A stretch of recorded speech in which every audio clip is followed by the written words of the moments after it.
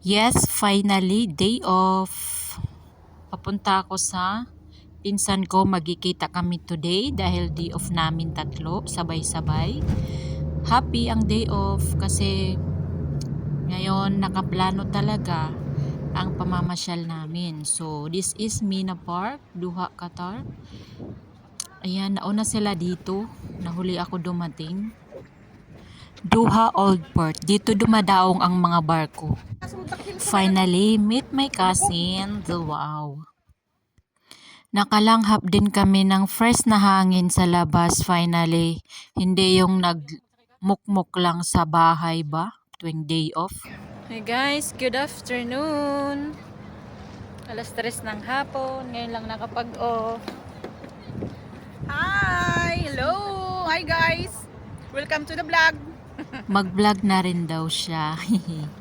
Day off daw namin, tatlo.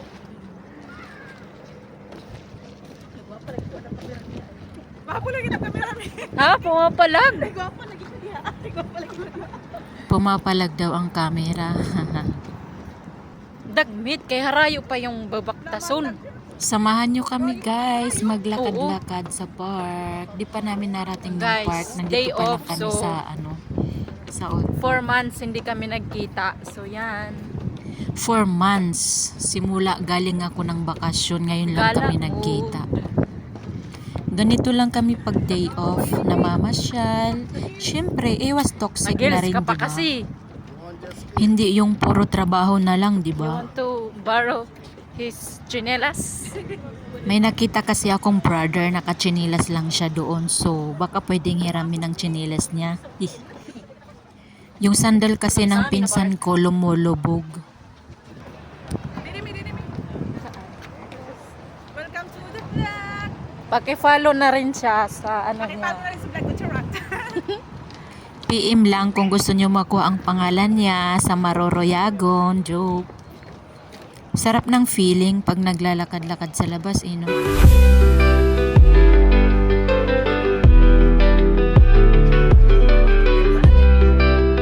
Ay, doon na lang tayo. Diretso.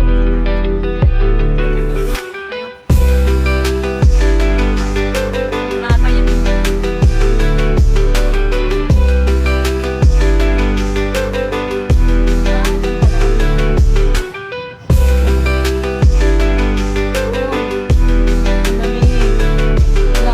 Dito. Malayo pa. Malayo pa. Oo.